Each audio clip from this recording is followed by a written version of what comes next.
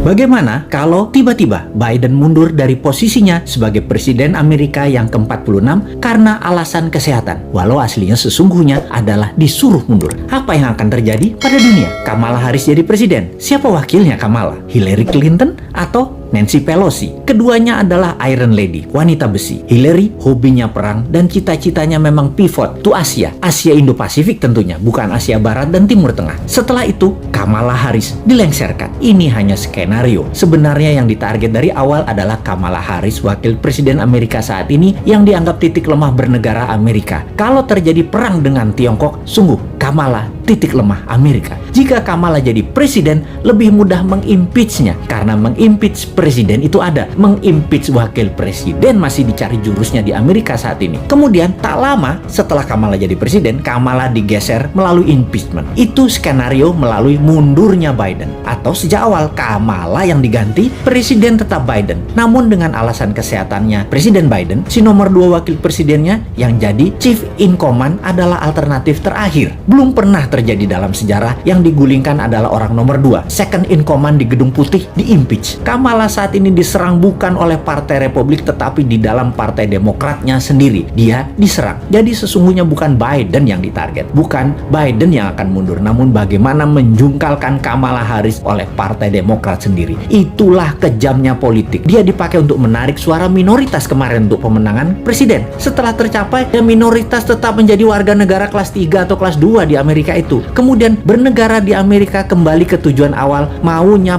para plutokrasi di Amerika. Plutokrasi adalah segelintir orang kaya mengendalikan negara. Plutokrasi dan oligarki di Amerika menggunakan negara untuk mencaplok negara lain dan merampok rakyatnya sendiri. Amerika itu negara swasta. Negara lawannya yang oposisi persis yaitu Tiongkok. Tiongkok negaranya dikendalikan pemerintah otoriter Partai Komunis atau negara partai. Itulah bedanya Amerika dengan Tiongkok. Indonesia, 7 presiden adalah negara partai, terutama 3 presiden terakhir, di mana swasta hanya dapat porsi 20%, yang 80% pemerintah. Nanti ketika new mind terjadi, maka terbalik, 80%-nya swasta, 20%-nya pemerintah. Indonesia jadi negara swasta, namun bukan swastanya plutokrasi dan oligarki, tetapi strong UKM. Itu bedanya. Indonesia akan jadi negara pertama di dunia yang kekuatannya pada UKM, bukan di oligarki, bukan di plutokrasi. Mengapa bisa? Karena peluang usaha disamakan. Pemerintah hanya jadi regulator atau wasit pengadil yang adil untuk siapapun bisa bertanding di tanah air tercinta. Namun kalau di luar negeri, negara hadir 100% membela setiap warganya, baik itu oligarki, plutokrasi atau UKM ke luar negeri Indonesia. 100% negara bantu. Serangan ekonomi ke negara lain, sekali lagi, pasti didukung pemerintah new mind 100%. UKM, you never walk alone. Di dalam negeri, juga di luar negeri. UKM akan memakai negara untuk mencaplok negara lain. Itu di zaman new mind. Persis seperti Tiongkok lakukan di Indonesia yang masih juga tidak disadari oleh banyak masyarakat. Apa buktinya tidak disadari? Buktinya survei terakhir mengatakan pemerintah sekarang masih didukung mayoritas. Dan itu bagus. Kenapa didukung mayoritas padahal performanya bisa dikatakan biasa-biasa saja? Karena oposisinya memble. Jadi orang juga lihat siapa di barisan oposisi dan orang di sekitar mereka. Di bayangan masyarakat banyak yang meragukan orang-orang di oposisi kalau menjabat akan lebih baik dari yang sekarang. Enggak, jujur, saya pun berpendapat demikian. Dibandingkan oposisi, jujur mending yang sekarang. Namun dibandingin dengan new mind, ya mending new mind. Sekali lagi,